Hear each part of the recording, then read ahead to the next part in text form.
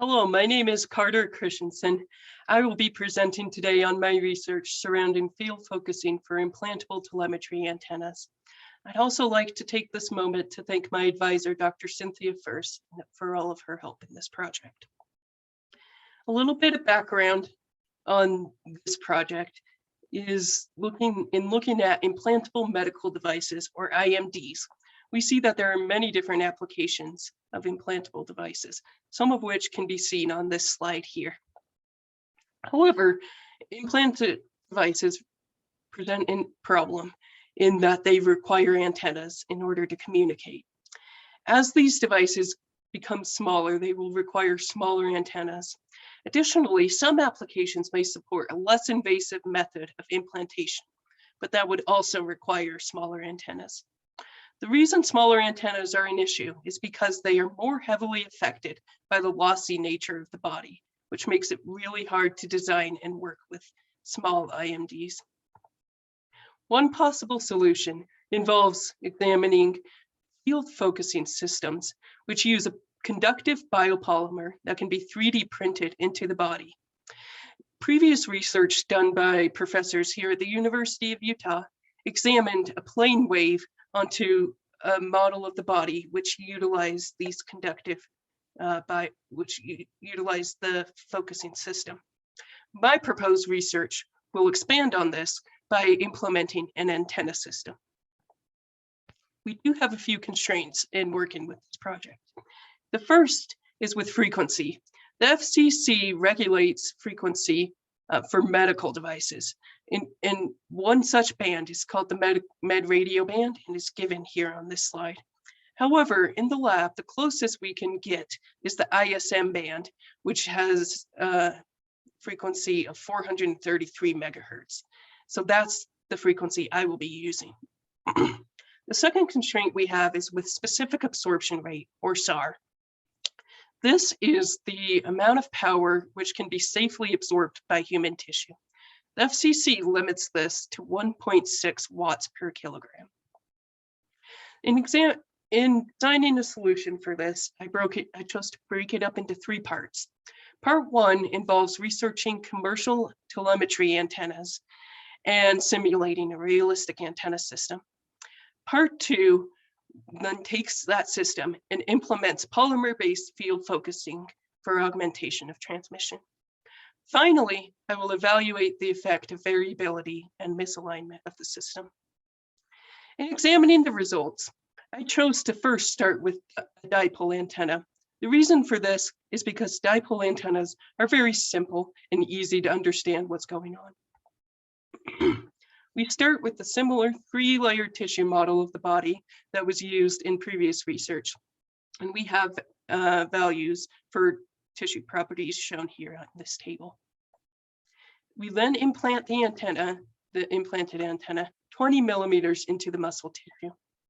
The focusing rods, when they are implemented, are focused onto the implanted antenna and have a length of 3.22 centimeters. The outer dipole is designed with a length of approximately 9 centimeters, while the implanted dipole was constrained to be small for these small IMDs and have a length of approximately 5 millimeters. In examining this system, one of the things that we chose to look at was something called S parameters. This is a ratio of power and where power is going in the system. The S21 parameter is a ratio of power which is supplied to the outer antenna and received by the implanted antenna. In other words, this is a ratio of power being transmitted into the body. For reference, your cell phones are about minus 100 dB. We see that without the focusing devices, we have a value of about minus 44 dB, which is pretty good. However, utilizing focusing devices, that jumps up to minus 19 dB. So we see that immediately the focusing devices are improving transmission into the body. S12 parameter is the ratio of power which is being supplied to the implanted antenna and received by the outer antenna. Or you can also think of this as a transmission out of the body. We see similar values here, which is interesting because previous research only examined transmitting into the body via a plane wave, where now we are able to directly see that not only would these focusing devices improve transmission into the body, but it also improves transmission out of the body. The next thing we looked at was the electric field. We see here the field that is radiated by our outer antenna. When we implement focusing devices, we definitely see a focusing of that electric field onto the implanted antenna. The field shown here is being radiated by our inner antenna, and implementing focusing devices, we see that field is being radiated upwards and outwards out of that muscle tissue. The next thing we look at is SAR in order to ensure that we are within that FCC limit. In examining the maximum SAR, we see that we are well above the limit. So we make a few assumptions, including that SAR is directly proportional to the radiated power. In examining this, we can reduce the radiated power to get our SAR within acceptable limits. This gives us a maximum allowed radiated power for the dipoles of 0.18 milliwatts. Implementing field focusing devices not change the numbers too much, and the maximum allowed radiated power goes up to 0.2 milliwatts. This is a good thing because it tells us that utilizing these focusing devices will not heavily impact the SAR, which means we don't have to worry about it too much. The next antenna system I chose to look at were loop antennas. Excuse me. The reason I chose to look at this is because loop antennas are the most commonly used commercial antennas for IMDs. We start with an outer loop with a radius of 40 millimeters surrounded by 2 concentric loops. For our implanted antenna, I chose to go with a spiral dipole, which has a radius of 5 millimeters. Because these loops are circularly polarized in their electric fields, I wanted to look at circular focusing systems. I tried all of the focusing systems you see here on this page, but none of them really yielded very good results. So I went back to the focusing rods, which were suggested by the previous research. But instead of using 2, I utilized 4 in order to capture all of that circular polarization.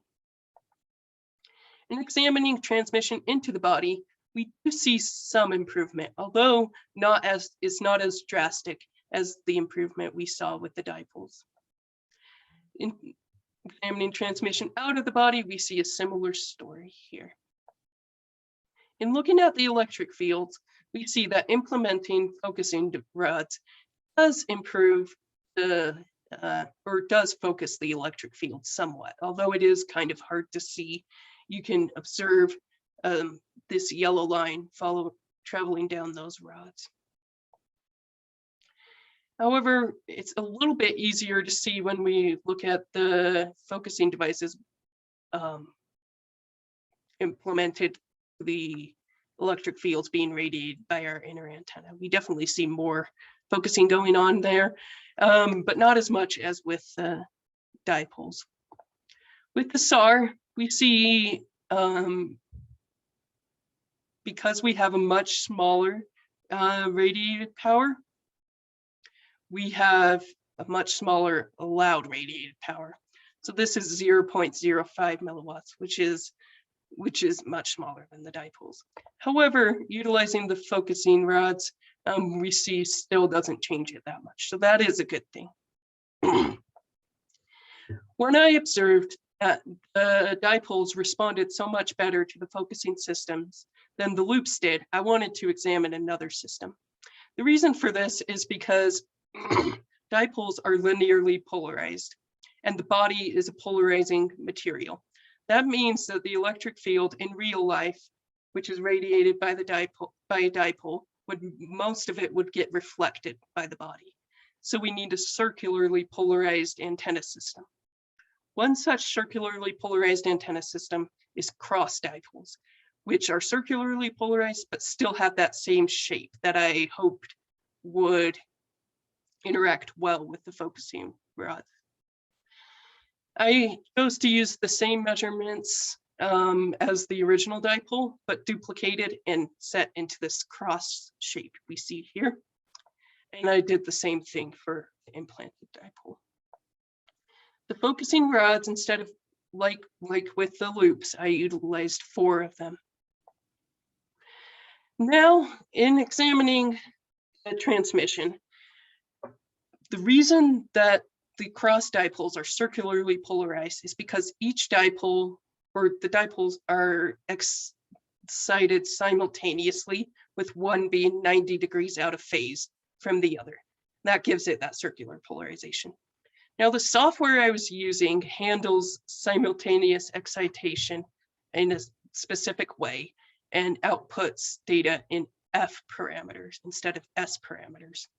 To make it easier to see what's going on with these F parameters, I've included a diagram of our outer antennas and our implanted antennas, which is color coded so you can see which one's transmitting and which one's receiving. For ease of understanding, A refers to our outer antenna, while later on you'll see B, that refers to our implanted antenna system. So F3A is the amount of power that's being transmitted to dipole from outside of the body to dipole number 3. And here we begin to see some of the same improvement that we saw with the dipoles. So this shows a lot of promise. However, the F, because we are only transmitting to one implanted antenna and not both of them, this isn't a true transmission coefficient, but it's as close as we could get with the simultaneous excitation. F4A is the amount of power which is being transmitted out of the body to dipole number 4. And we see similar numbers here, which show a lot of promise in improving the transmission into the body. F1B is the amount of power which is being transmitted from inside of the body out to dipole number 1. Again, similar numbers here. So that tells us that transmission out of the body may be improved with these focusing devices in this system. F2B transmission from inside the body to dipole number 2 outside the body. And again, similar numbers here. In examining those F parameters, it's especially important to examine the electric fields so that we can compare this to the dipole system. Now, the electric fields for simultaneous excitation behave exactly the same as the electric field for the dipoles, or any other excitation, I should say. So we see that with implanting of focusing devices, there's definitely a focusing of the electric field.